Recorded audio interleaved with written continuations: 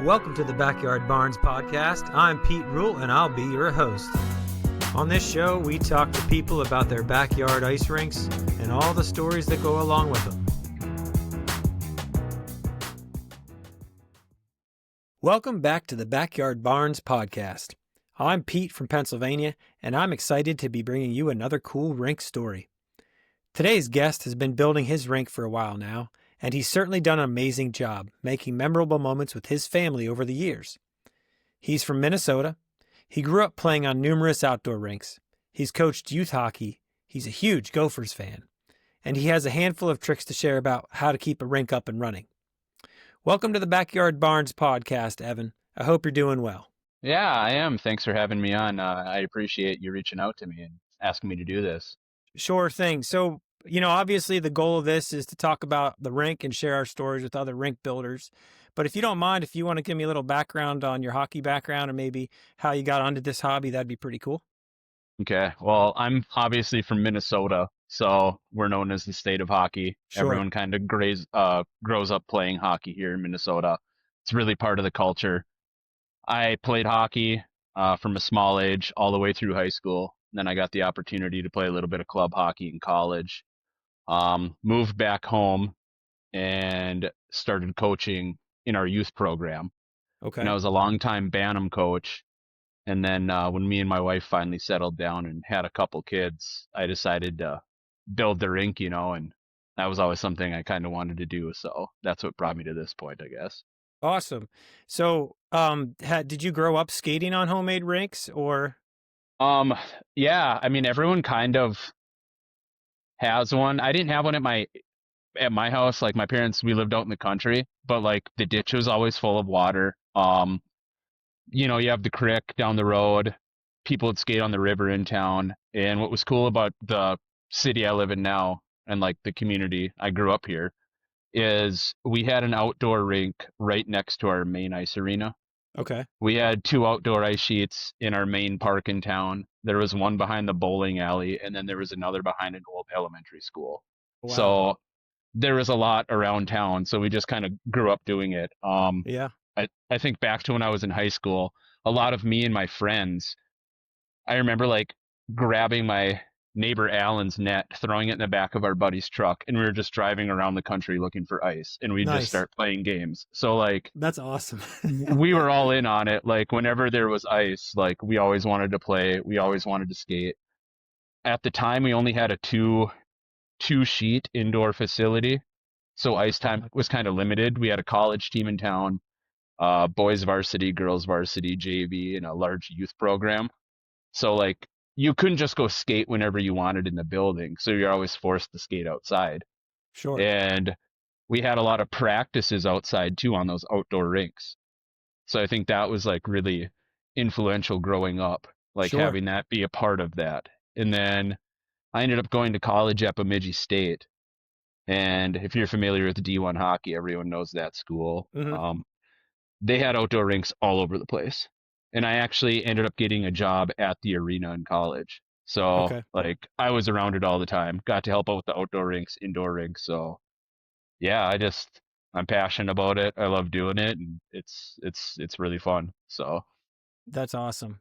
Yeah, that sounds like an amazing youth experience as far as growing up with it, always around, like whether it's indoor or outdoor. So it's everywhere around here. So like in our little pocket in northwest Minnesota, like every town has an outdoor rink, if not multiple of them. Just north of here, like an hour and a half, 2 hours, you have Roseau, Minnesota, and Warroad, Minnesota, and that's where TJ Oshie's from. okay. That's where he played, and there's been an Olympian from Warroad on every single gold medal team. Like that's huge up there. So like hockey's just such a huge part of the culture. And I mean, we have winter 6 months out of the year, so what else are you going to do? You're not Sure, just going to sit sure. inside. So Yeah. Unlike here in PA where I am, and we'll get lucky if we get 3 weeks, but for me, it's still worth it to throw it up there and see what happens. yeah, I think anyway. last year I had 110 days of skatable ice on our rink. So yeah, That's great. I'm not envious of other people in warmer climates, I guess. So Sure. Yeah, we got 20 on the ice last year. We were really happy about it. okay, good. So you got to take advantage of it when it's there, I guess. So Mm-hmm. Well, I appreciate you sharing that background with us. I think what we'll do now is we'll get to your rink and you can tell us all about it, okay? Yeah, sounds good. All right, Evan. So I shared this with you earlier, but when I was looking for people to talk to, I came across this picture of your rink and it spoke to me in a certain way here, and that is anticipation. It's kind of like Christmas morning or the weeks up to Christmas. You got the tree up, you got all the decorations, but you're still waiting for that morning. Hmm. You have your rink up, you got the fire pit going, you have your bench and the lights, and you're just waiting for that time when the water's frozen, the liner's in there, and you can just hit the ice. So, roughly, how big is your rink there? So this picture's from 2 weeks ago. This is a 24 by 48. Okay, Um, it originally was a 20 by 48, but I added, the extra 4 feet to it. So that's like where the walkway is in the middle. That's what I added onto it. gotcha. Yeah. So, Okay, and the walkway is obviously convenient to get on and off. So, yep. And it's for nice sure. for the snow blower because we get a lot of snow up here. So, True, yeah. So that's probably the yeah. best way to clean it off to get it started anyway, when you get a lot of Yep. snow. Yep. I'll just like pop right over that and then I'll blow the snow towards like the lights or the north end of the rink, which is Cool. on the far side of the picture by that little shed in my backyard. So, Gotcha. yeah, this was 2 weeks ago when I was putting it up. We were actually heading out of town for Thanksgiving, and Okay. before like the weather gets snowy up here and everything froze, I wanted to make sure that I had that all set up, ready to go. Um, Sure. and it was like nailed down to the ground in Right. firm before the ground, froze. So, Right. Yeah, that's always better when you can get those supports in there before it freezes. yeah, and I Cool. had the fire going there too because my kids were out with me helping. So I have a 3-year-old, and then a 4-month old. He wasn't out there obviously, but my Sure. 5-year-old was, and yeah, he's been asking for it nonstop since it got cold outside. So There you go. Well, you guys are certainly busy with those three kids. yeah, So, yes we are. well, let's take a look here at speaking of the rink itself and building it. What do we see here? So this picture was the first year I actually did it. This is when it was the 20 by 48. What it Okay. actually is an ice and go kit. It's their pro model, whatever you would call. So those are plastic braces. Those are spaced every, what is that, 4 feet. Um, that is what it looks like when it first gets put up. Then I will put the sideboards on, and Hmm. that's just 3/8 inch plywood. They're 8 feet long, 16 inches high. Okay. So I have all those cut and everything, and then you lay your liner down in it. I have added more homemade braces though in between it. So this was the base of what it looked like the first year I got it though. So that's the nuts and bolts of it there essentially. Gotcha. So then we're looking at here. What do we have here in your garage? It looks like. So those are my sideboards. So that was just that plywood. I had to split all of those in half, and then I ended up painting all of them white. Didn't need to, but looks better that way. Sure. And so that project there. So that was all the sideboards that Okay. I needed for my rink when I first got it. And how high are those? If you had. 16 inches. Okay. Yep. And then, so I have like a pretty significant, well, I would call it significant slope in my yard. So on my deep end of my rink, I have anywhere between 12 inches of ice, All right. 13 down to like 8.5 inches. And then on my shallow end, I try to keep it at 4 inches. So Okay. yeah, so that's what I have to do to get it to get 4 inches on my shallow end. I Right. have to have all of that on the deep end. And Gotcha. Yeah, yeah, it's amazing to hear the stories online of the different slopes people have and how they deal with it, for sure. yeah, the north end of my rink, and I think you have pictures of that you'll show later. That's where I really have it braced up, Gotcha. and that I can address that later, obviously, because I learned that the hard way. Sure. Yeah. Tell us later about that for sure. I will. And then of course here are your boards. It looks Mhm. like are they screwed into the side there? Yep. So actually, behind these are plastic kick plates that are Okay. actually like from a real ice arena. I Mm-hmm. ordered those online, so I have the plywood boards Mm-hmm. inside. Then I lay my liner down, And then Yeah, I see after that. my ice is froze, I go in and put the kick plates in there. And that just like, it looks nice, protects the liner, and it really makes a difference when I'm shoveling because then I'm not cutting the liner underneath it.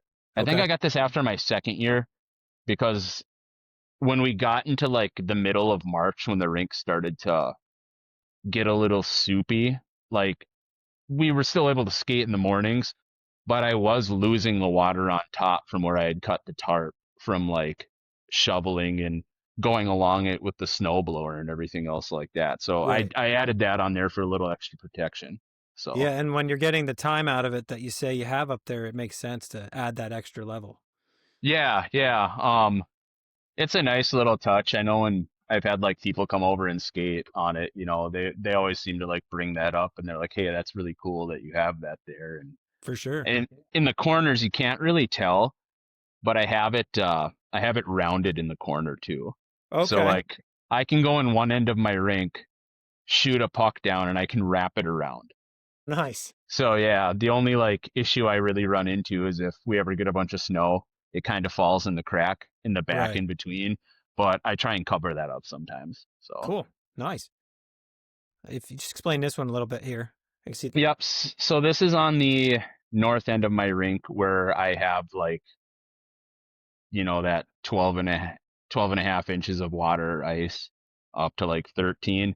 So in between all of these plastic factory braces, I've built wood ones just to double brace it. Okay. And then you'll see on the far side of the picture, I have one right next to the red brace. Hmm. I do put another one on the other side of that also facing the opposite way. Okay. 2 years ago, it was like warm, then it was cold. It was like an unusually warm winter, and then it would get really cold. It actually broke that plastic plate across the corner up top because it Oh, got so geez. cold, and then it busted out. So that's just the extra support from the weight of that water and the ice shifting, and that's made a Wow. huge difference when I started doing that. Yeah, I was wondering about that on the top there. Yeah. Yep. Yep. So at every single intersection, like where my 2x4s meet one another, there's one of those red brackets. And then like, they're just plastic. So some have broken. So like I've replaced them with like homemade metal ones that I have. Here's two pictures of your legs again, and I just wanted to highlight you have the stakes going through the legs, it looks like. Yep. So what that actually is I'm a farmer. That's my full-time job. Oh, nice. And All right. what those metal stakes are is it's actually beet rods off of a sugar beet harvester that I cut in half. Wow. And Okay. I have like holes drilled through my braces, and those are actually down 16 inches in the ground, pounded down. I know that seems Wow. excessive, but I mean, once they're frozen, those don't move at all. Like Sure. they're stuck there. And then actually the top view on the other side, the reason I included that is you can see all like the seeds and stuff there from, I can't remember, like there those little helicopter leaf things that come Yeah, I off of know trees. exactly what you mean. Yep. Those are the absolute bane of my existence when it comes to my rink. My neighbor has 3 trees like that, and Uh, whenever it's windy, they just blow into my rink. So that's why I threw that in there because that is the biggest issue I have with mine is just trying to get rid of those. yeah, that was one of my questions. What's your biggest nemesis? And apparently that must be it. So, Yeah, that is it right there. It's if it's windy and up here in northwest Minnesota, like people think of Minnesota as trees and lakes. mhm. Like we don't have lakes on this side of the state. It's flat, it's prairie, it's farmland. Okay. So it's windy all the time. All And right. it always seems to be that by the time all of those are off the tree, it's when the rink's melting in March and it's Hmm. ready to like pop new ones. So it's a year-long battle all the time, like the entire season. It seems it. Yeah, for sure. Yeah, we Yeah. have pine needles in mine here. Oh, So, okay. and when the water freezes, the water expands, it pushes the pine needles against the liner, and that's where we get little minuscule holes. Yeah, It's the south side of my rink isn't so bad with them because it's in the shade from my house, but the north side I don't have any shade. So if the gotcha. sun hits those, they'll melt into the ice. So I'm out there. I don't know. My wife probably thinks I'm ridiculous about it because I'm out there with the screwdriver taking care of it, and she's watching me out the window, just shaking her head, Yeah, and she just, it but sounds like we have something in common there too. Yeah. Hey, I got to keep my sheet nice. That's So, right. That's right. yeah. Well, here's a nice one with some snow on the ground. Looks like it's hmm about getting ready to get lined. And then I guess we'll just move ahead here since we talked a good amount about this. Um, hmm there's your liner. Yep. So this was the first year I had it, and it was kind of odd. So this ice and go kit, when I first built my rink, um, I wasn't quite, like working in an arena in college, and I actually worked there in the winter, the one in Crookston. I'm like the morning ice technician, but like I know how to make ice. I was a little hesitant though of like just going all in on like wood from scratch Hmm. and building a rink that way. That's kind of why I got this kit. Okay. What I thought was odd was it had me lay the liner down first before I put the boards. So like the liner got put down, then I had to crawl into the liner and drill the boards to the side. So that was odd. I only did that the first year, and it was too nerve wracking worrying about something hitting the outside of it and like Sure. losing everything. So Sure. yeah, that was the first year of flooding the rink there. Gotcha. So Well, I'll switch here, but how long does it take you to fill your rink? um with one hose off of my backyard spigot, it's about 12 and a half to 13 hours. Wow. And I want Okay. to say when I look at my water bill, it's about 7,500, eight Hmm. thousand gallons of water maybe. Okay. Um, in this photo here, you can actually see the liner on the outside Oh yeah. up Hmm. next to the red brackets, and you can see it like bulging out. Okay. And that's the Yes. way it's supposed to be. Okay. I think they call it like a bladder system. All right. I want to say that's what they advertise it as, and I did that just the first year, and I wasn't comfortable with it. So Gotcha. It's kind of like yeah, they make pools now, like the swimming pools yep. with the inflatable top ring, and then the water weight pushes the bottom out. That seems like it's Y- similar.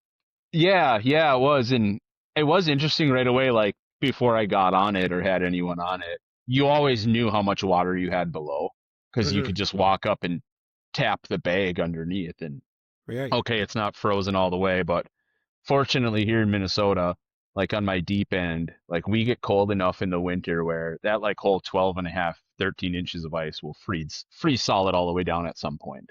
That's So awesome. Just to have that. yeah, yeah, For it's sure. great. Here's a nice night shot. I like this one from a different angle. And one thing I like about this shot that enjoyed was the smooth ice that you have there. Yeah, so this was last winter actually after a flood. It had we had a warm winter and it kind of got pretty choppy out there, a little soft on top and not the finish I liked. So I actually hooked up my Zamboni that I use to like flood the rink Hmm. to my hot water heater inside my basement, and I ran the hose out and I just went back and forth nice and slow and Gotcha. then got it to smooth over there. And yeah, on nice nights like that, I don't know, you can kind of see it up on the side of the garage. We'll bring the projector outside, Yeah, I did throw up a notice that when hockey I game. was putting the slideshow together. Yeah, so we'll do that when it's really nice outside. And by nice I mean, above zero. Yeah. That's usually when we'll do it. Yeah. And Well, I don't then blame you though. So, yeah, and then you can see in the back last year I had a wall behind the far end net there. Didn't do it this year because I realized I need places to put my snow, and that was too much of a pain trying to launch it over I was that. going to say with the blower for sure. Yeah, and whenever I had like kids or friends or something come over and skate, it just seemed like it was a reason for them to miss the net because they're like, "Oh, there's someone here to stop the puck." So, Right. I can hit it as hard as I want. yeah. That's awesome. Well, that sounds like you've thought about some things throughout the years that you modify to make your rink better for the way you use it. So that's awesome. Yeah, we'll see how this winter goes without putting the wall back there, but I'm sure there'll be a net in my future. Maybe that'll, netting or something else when Yeah. my boys get a little bit older. Well, I see that a lot online. Well, a lot of people Hmm. put nets up, but and then here Yeah. you could see your efforts of cleaning the ice that you talked about earlier. Yeah, that's a normal winter, that amount of snow, and it's just every time it seems to blow in, or like today it actually was an early out day for school because it's been snowing here. I think we've had 8 inches since noon. Jeez. So, yeah, I've got some work to do tomorrow morning when I Yeah. wake up because I don't like the snow to sit on the ice either. You No, know? no, it like Yeah. insulates it and messes with it, Yep. so you got to Yeah. get it Ruins off. the top. Well, and then you talked about this a little bit ago. You want to hmm revisit So that? this is this is just when I do a hose flood. So like normally what I would do is I have some like steel piping rigged up that has a rag on the bottom of it with holes drilled, and then I have a like a ball handle up top that I can control the flow rate, and I'll just walk Sure. up and down with that. I'll do that when it's a light flood, but if it's really chopped up, or I'm looking to build, I'll go out there with the sprayer on the end of my hose, and I'll just work my way back and forth, and then build up a little bit at a time. Okay. Um, when I do fill my rink, though, I fill it all at once. I don't layer. I only Hmm. layer later in the season if I'm trying to build back up, if I've lost ice, or if I really have to do some repairs on it. So that's Yeah. what I'm doing there. Start on the far end, work my way back. Uh, Try not to put too much on Hmm. because otherwise, if it doesn't freeze together the right way, you get shale ice on top. Right. So that's one of those fun games to play. But this is what I would consider like a heavy maintenance day on my rink if there's been Gotcha. a lot of activity. And I actually think the night I was doing this, uh, a few of my former players that I had in Bantams were in high school at the time. Hmm. They've all since graduated high school, but I think I had like 6 or 7 of them out on my rink, so the ice was Okay. pretty beat up. Yeah. It Yeah. probably doesn't take much when you have a bunch of bigger guys like that coming out there. No, not at all. It's fun to watch though, because it's such a small space for that many of them. Yeah. So, Well, and I yeah. gotta say too, when you're getting physical out there, it's probably nice to have that blanket of snow too to just fly into if you have. Yep, and I think some of them are taking advantage of that, just throwing each other into it. And Yeah. yeah, me and my wife were having a good chuckle watching out the window there in our kitchen. And Sure. occasionally, when I got too out of hands, I think she'd open up the window and yell at them a little bit. The last couple pictures here are your appears to be your kids, but the light setup is awesome, which makes nighttime skating great for sure. hmm And of course the sun setting. I don't know, just the atmosphere of it. But talk to me about how much your kids love this. So we had our first skate actually on Saturday, and my son has been out there every day since. When I picked him up from school today, I mean, it's snowing. I'm shoveling. I can barely keep ahead of him, and he's just buzzing back and forth. Yeah. Um, no, he loves being out there. I love skating with him. Um, I always change the color of the lights. They're like I can change them to however. So like Christmas time, red and green at night. Uh, Okay. a few years back, me and my wife were out there actually on Valentine's Day, like Okay. at night after we got the kids to bed. So I had the pink lights on and some music playing with a Bluetooth outside of my garage, There you and go. There you go. yeah, kind of setting the mood there. That's And right.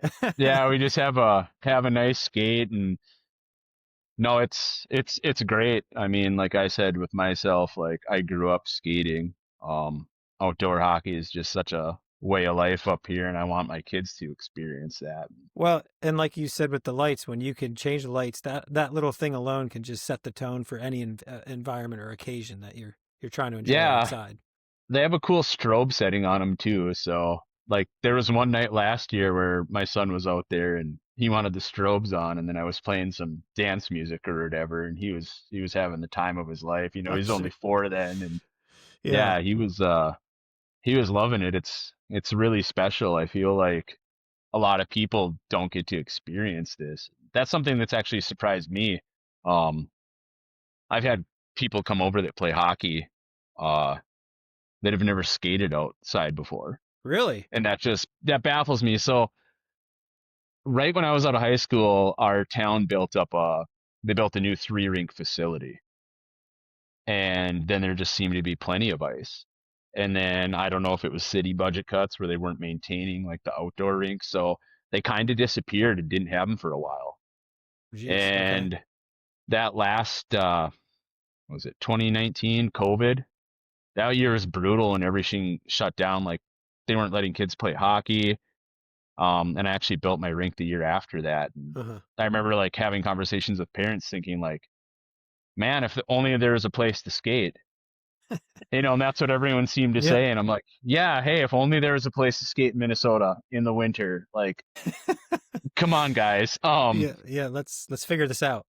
Yeah. So I hope that my boys grow up to enjoy it as much as I did, and they have Sure. like lasting memories of it. I mean, it's fun. It's fun for our family to see them. Like, And for and now me, that, yeah, and for yeah. me, that's what it's all about because Hmm. I'm not a hockey player. I got into it a little bit toward in the end of college, and then Hmm. played in a few pond hockey tournaments the last couple of years with my friend Ben there. But I mean, it doesn't matter your experience level. It's once you get into it, man, it's enjoyable for sure. So Yeah, and that's like one of the rules I have for the rink too. I have people because I'm still involved in coaching now. I run the mini mites in town, and they're like, "Oh, you must love having that rink, like so much practice time with your kids, so much ice time." And they kind of act surprised because I tell them, I'm like, "Well, I don't allow drills on my rink. Like my rink at home is a place where my kid can just go have unstructured fun and skate and play and be goofy, and that's what it's all about, and that's how you get better, and yeah, it's that's what's important." it's his winter play set basically. It Playground. is. Yeah. And anyone who has kids knows that when they're 5 years old, they have a lot of energy, and being inside a house with them all winter is it's a lot to handle. So it's a good outlet for them. And in this photo here, Evan, obviously we see the different light colors and a nice looks like a sun setting shot here. But it looks like there's a screen in the picture, so obviously a great spot for to you to watch people play from inside. Yeah. So this is actually out my dining room window. So when my kids are outside or anyone else comes over and skates, like me and my wife, or if it's parents of other people, can be up top, like just watching, Yeah. keeping an eye on it. And this had to have been maybe 3, 4 years ago because I don't have the bench out there or my Oh, rubber mats or right. I anything did like notice that. that too. So Yeah. And this, I gotta say, aside from the opening photo that caught my eye initially, this is mhm. my favorite photo. This might have been in March of last year. Because like towards the end of the season, we can only skate in the morning because that's when it's still froze. Hmm. It gets a little sloppy and soft by the end of the night. And I think I was out there just might have had my coffee or with me or something, and I was just sitting there watching him. And the little game he was playing was he had all these pucks at the end of the ice, and he's wearing a Gopher jersey because we're huge Gopher fans, obviously. And he was skating down, pretending he was playing against Michigan. I want to say by the time the game got done, he won 27-0, and I was Well, just laughing. And that was, obviously. yeah, and that's the best part about like watching him out there do it. Yeah. So No, that's awesome. And you have recall of that detail for detail. That's what sticks in my head. From a yeah. picture like this, that story matches completely. I mean, Hmm. it's pretty cool. Yeah, I, I mean, it's awesome too because the rink there is literally the first time he was ever put on skates. It was in our backyard rink, and that's something I'm gonna remember forever.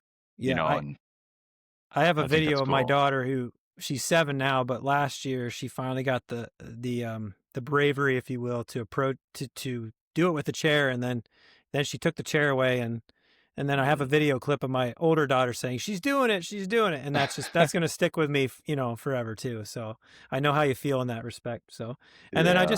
I just wanted to show this awesome photo at the end here, just because of the Mm. with the snow. It's hard to see the rink because it's all white, but Yeah. it's cool to see that hey, we can go skate on this in the snow. So it's a beautiful photo to end the slideshow with. So Evan, thanks again for sharing those photos, and telling me all about your rink building process throughout the years and your favorite memories. I do have that one question I would do want to ask everyone here is if you could pick one person to come to your family's rink and skate with you and your family, who would it be and perhaps why? Uh, I thought about this one when you had sent me the questions. I have two answers. I'll give you the answer of who the one person would be, and then I'll give you a little bit different answer. So my first one would be Jordan Leopold, former Hobie Baker winner, University of Minnesota defenseman, played in the NHL forever. Hmm. When Minnesota won the national title in '02, I was 11 years old, and the guy was my hero, and I just fascinated by him. Hmm. Minnesota boy, probably grew up playing in a backyard rink, so that would be who I think it'd be cool to have over and skate. Um, Second option, like I said, growing up in Minnesota is probably all my former teammates. The cool part about like the Minnesota model for hockey is it's all community based. Mm-hmm. So you're playing with the same kids through mites all the way through high school. You're not going to a different town or a different club or anything like that. I had a really good group of guys that I played with, and I want to say the last time we were all together, probably besides our high school graduation, or class like that, was the last time we all skated together was our last game of our senior year when we lost in playoffs. Oh man. And then those were kids that you grew up from 4 years old until you're 18 playing hockey with one Right. another. Yeah. And that's just, I don't think that feeling leaves you. It's so special for kids in Minnesota. When it's done, you don't get that back. And it's very rare that you're ever around those people all at the same time. Someone's usually missing or something. So I guess Yeah. that's another way I'd answer that question. Well, that's fine that you gave me two because those are both great answers. And who knows? Yeah. Maybe after seeing this episode, someone will show up one day and skate with you for a bit. There's been a couple that have joked about wanting to come over and play some boot hockey, and I wonder how many of them don't skate anymore. But Well, I do appreciate your time, Evan. It was a great final answer to end on. And again, it looks like you have an awesome family and you take advantage of every day you can out there in the Minnesota cold for sure.